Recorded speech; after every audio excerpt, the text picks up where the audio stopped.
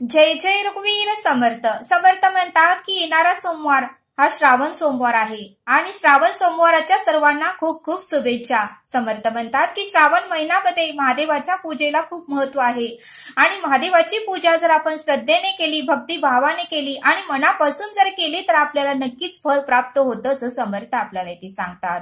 आणि म्हणूनच समर्थ म्हणतात की पूर्ण श्रावण महिना ही शंकराची उपासना, शंकराची आराधना आणि शंकराचं नामस्मरण केलं जातं असं समर्थ आपल्याला इथे सांगतात. समर्थ म्हणतात की श्रावण महिन्यामध्ये शिवलिंगावर जर आपण दररोज जल अर्पण केलं, तूप अर्पण केलं, दही अर्पण केलं, मध अर्पण केलं तर आपल्याला महादेवाची कृपा आपल्यावर राहते असं समर्थ आपल्याला इथे सांगतात. आणि म्हणून समर्थ म्हणतात की महादेवाची पूजा केल्याने आपल्या सर्व इच्छा पूर्ण होतात, पण महादेवाची पूजा ही अंतःकरणातून श्रद्धेने, भक्तिभावाने आणि मनापासून करायला हवी असं समर्थ आपल्याला इथे सांगतात. समर्थ म्हणतात की श्रावण महिना हा अत्यंत पवित्र महिना आहे. श्रावण महिना हा अत्यंत पवित्र महिना आहे. 12 महिन्यापैकी एक महिना असा आहे तो श्रावण महिना आहे. त्या श्रावण महिन्यामध्ये अनेक लोक लांब लांब ठिकाणी जेथे महादेवाची मंदिर आहेत तेथे महादेवाचं दर्शन घेण्यासाठी जातात, कारण श्रावण महिना हा अत्यंत पवित्र महिना आहे असं समर्थ आपल्याला इथे सांगतात. आणि म्हणून समर्थ म्हणतात की भगवान शंकरांनाही प्रिय असलेला महिना म्हणजे श्रावण महिनाच आहे असं समर्थ आपल्याला इथे सांगतात. समर्थ म्हणतात की शिवशंकराची अंतःकरणापासून जर पूजा केली तर आपल्या सर्व इच्छा आपोआपच पूर्ण होतात. आणि म्हणून समर्थ म्हणतात की दर सोमवारी श्रावण महिन्यामध्ये 5 सोमवार येतात. दर सोमवारी एका सोमवारी मूठभर तांदूळ वाहिलं जातं, तीळ वाहिलं जातं, मूग वाहिलं जातं, जवसही वाहिलं जातं आणि सातूही शंकराच्या पिंडीवर मूठ भरून धान्य वाहतात असं समर्थ आपल्याला इथे सांगतात. आणि म्हणून समर्थ म्हणतात की महादेवाची पूजा केल्या तर आपल्याला त्याचं नक्की फळ प्राप्त होतं असं समर्थ आपल्याला इथे सांगतात. समर्थ आपल्याला एक बोध सांगतात. समर्थ म्हणतात की एका गावामध्ये एक महादेवाचं मंदिर खूप मोठं होतं आणि त्या गावामध्ये राजाने ठरवलं होतं की महादेवाच्या पिंडीवर आज दुधाचा अभिषेक करायचा असं त्या राजाने ठरवलं. आणि राजाने सर्वांना सांगितलं, गावकरी लोकांना सांगितलं. त्यावेळेस मात्र श्रावण महिनाच होता आणि श्रावण महिन्यातला पहिला सोमवार आला होता. त्यावेळेस राजाने सर्वांना सांगितलं आणि जवळजवळ 100 लिटर दूध मावेल असा हंडा त्या राजाने त्या महादेवाच्या मंदिराजवळ आणून ठेवला, मंदिराच्या समोर आणून ठेवला. आणि राजाने सर्व गावकरी लोकांना सांगितलं की ज्यांची इच्छा आहे, ज्याची श्रद्धा आहे, ज्यांची मनापासून दान करण्याची इच्छा आहे त्या सर्वांनी या हंड्यामध्ये त्यांच्या इच्छेप्रमाणे दूध आणून ओतायचं. आणि हा हंडा पूर्ण भरल्यानंतर आपण महादेवाला दुधाचा अभिषेक घालणार आहोत. त्यावेळेस गावकरी लोकांनाही खूप आनंद झाला की आज श्रावण महिना चालू आहे आणि श्रावण महिन्यातला आज पहिला सोमवार आहे. आणि त्यावेळेस मात्र राजाने खूप अशी योजना उत्तमाची केली आहे. त्यामुळे गावातले सर्व लोक, श्रावण महिन्यातला पहिला सोमवार होता आणि गावातले सर्व लोक सकाळी 9-10च्या सुमारास सगळेजण किटली भरून दूध आणायला लागले. कोणी तांब्या भरून आणायला लागले तर कोणी कळशी भरून आणायला लागले. ज्याच्या त्याच्या ऐपतीनुसार जे ते सगळेजण दूध आणू लागले. मग असं करत करत 2-3 तासाने तो 100 लिटरचा हंडा पूर्णपणे भरला. आणि राजाने ठरवलं की आता आपण शिवशंकराची पूजा करूया, आरती करूया आणि शिवशंकराच्या पिंडीवर आता आपण दुधाचा अभिषेक घालूया. आणि राजाने ठरवलं की आता हे दुधाचा अभिषेक हे पूर्ण हंडा भरून आपण दुधाना अभिषेक या पिंडीवर घालूया की जेणेकरून पिंड भरून वाहील असं राजाला वाटलं. आणि राजाने मग तो 100 लिटरचा हंडा तो दुधाने भरला होता तो त्या पिंडीवर अभिषेक घालू लागले. आणि जसा अभिषेक घालू लागले तसं मात्र पिंड भरून वाहूच लागले नाही. पिंडीच्या खाली दूध पडूच लागलं नाही. म्हणजे पिंडीचा अभिषेक तर होत होतं पण पिंडीच्या बाहेर मात्र दूध येतच नव्हतं. त्यावेळेस मात्र सर्वांना आश्चर्य वाटू लागलं की एवढा राजा दूध पिंडीवर अभिषेक घालत आहे तरीही दूध टिपका सुद्धा खाली का सांडत नाही. एवढं 100 लिटरचा हंडा भरलेला आहे, 50 लिटर तर दूध संपलेलं आहे, फक्त 50 लिटर शिल्लक आहे, तरीही पिंडीच्या बाहेर दूध का वाहू लागत नाही, दूध हे पिंडी बाहेर का येत नाही असं सर्वांना आश्चर्य वाटलं. राजाने खूप प्रयत्न केला, राहिलेलं 50 लिटर ही दूध महादेवाच्या पिंडीवर घातलं तरीही पिंड भरून वाहतच नव्हती. पिंडीच्या बाहेर दूध एक टिपकाही आला नाही. त्यावेळी सर्वांना आश्चर्य वाटलं की 100 लिटरचा हंडा त्या राजाने मात्र सर्व पिंडीवर अभिषेक केला, पण मात्र पिंडीच्या बाहेर एक टिपकाही दूध बाहेर पडलं नाही. आणि मग मात्र सर्वांना आश्चर्य वाटलं. आता काय करायचं, कुठून दूध आणायचा, असा राजाला प्रश्न पडला. कारण राजाने ठरवलं होतं की दुधाचा अभिषेक घालायचा आणि पिंडीच्या बाहेर हे दूध भरून वाहिलं पाहिजे, असं राजाची इच्छा होती, सर्व गावकऱ्यांची इच्छा होती. आणि मग मात्र सर्व गावकऱ्यांनी आपल्याकडून काहीतरी चुकला असेल, राजानेही आपल्याकडून काहीतरी चुकला असेल म्हणून अखंड नामस्मरण त्या मंदिरामध्ये करू लागले.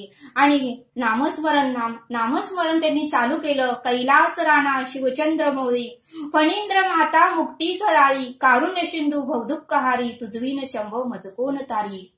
या मंत्राचं अखंड नामस्मरण करू लागले. कोण ओम नमः शिवाय, ओम नमः शिवाय असे मंत्र म्हणू लागले, तर कोण शिव हरिशंकर, नमामि शंकर, शिवशंकर शंभो, हे गिरिजापती भवानी शंकर, शिवशंकर शंभो याचा अखंड नामस्मरण करू लागले. आणि थोडा वेळ झाल्यानंतर मग तेथे एक आजी काठी टेकीत आली. एक आजी काठी टेकत आली आणि तिच्याकडे फक्त एक पेला भरूनच दूध होतं. आणि ते दूध पाहून मात्र गावकरी लोक हसू लागले, राजा हसू लागले. आणि राजा त्या आजीला म्हणाले, अगं आजी, तुला काय कळतं का नाही, आम्ही 100 लिटरचा हंडा भरला होता, त्याने अभिषेक त्या महादेवाच्या पिंडीवर केला, तरीही महादेवाच्या पिंडीच्या बाहेर थोडं सुद्धा दूध बाहेर आलं नाही. महादेवाची पिंड ही भरून वाहिलीच नाही आणि तुझ्या या फुलपत्र दुधाने तर महादेवाची पिंड काय वाहणार आहे. त्यावेळेस मात्र आजी म्हणाली की मी प्रयत्न करून बघते, माझा अखंड त्या महादेवावर श्रद्धा आहे, माझी अखंड त्या महादेवावर भक्ती आहे आणि अखंड मी नामस्मरण दिवसभर करत आहे आणि नक्कीच महादेव माझी इच्छा पूर्ण करेल. कारण त्या आजीने अखंड दिवसभर ओम नमः शिवाय, ओम नमः शिवाय असं ती नामस्मरण करत होती. त्यावेळेस मात्र राजालाही विश्वास पटेना आणि गावकरी लोकांनाही विश्वास पटेना.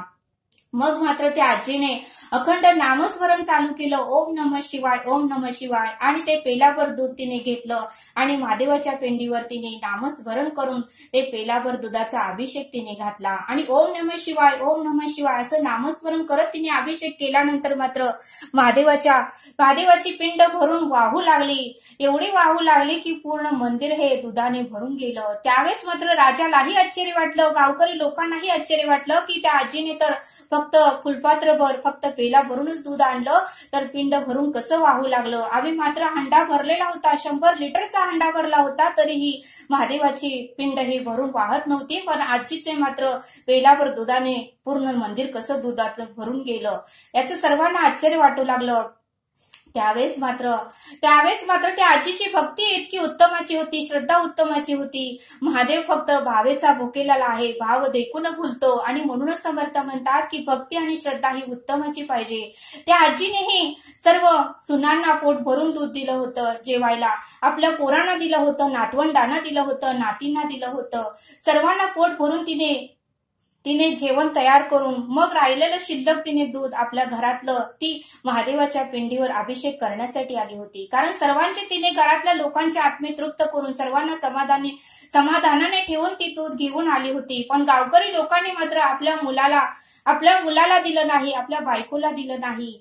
आणि प्रत्येक घरातल्या लोकांनी मात्र आपल्या घरातल्यांना उपाशी ठेवून किटली भरून दूध, कळशी भरून दूध महादेवाला द्यायचं आहे, महादेवाला अभिषेक करायचा आहे म्हणून सर्व घरातल्या लोकांना उपाशी ठेवलं. घरातल्या लोकांच्या इच्छा पूर्ण केल्या नाहीत, घरातले लोक अतृप्त राहिले, घरातल्या लोकांना पोट भरून त्यांनी दूध दिलं नाही पिण्यासाठी. आणि ते मात्र महादेवासाठी घेऊन आले आणि त्यामुळे महादेवाची पिंड ही भरून वाहिली नाही. आणि महादेवाची पिंड ही 100 लिटर दूध घातलं तरी भरून वाहिली नाही. पण त्या आजीने मात्र पेला भरून फक्त दूध आणलं तर पिंड भरून वाहिली आणि मंदिर भरून दूधमय झालं, असं समर्थ आपल्याला ते सांगतात. आणि म्हणूनच समर्थ म्हणतात की त्या आजीची श्रद्धा उत्तमाची होती, भाव उत्तमाची होती. आजी प्रत्येकामध्ये परब्रह्म, परमेश्वर आणि महादेवच बघत होती आणि तिने सर्वांच्या घरातल्या इच्छा पूर्ण करून तिने राहिलेलं दूध मात्र घेऊन आली. या बोधातून आपल्याला हे शिकायला मिळतं की महादेव परब्रह्म ईश्वर चराचरामध्ये, सृष्टीमध्ये, वनस्पतीमध्ये, जीव जंतूमध्ये, झाडामध्ये, पशु पक्ष्यामध्ये, मुंगीमध्ये,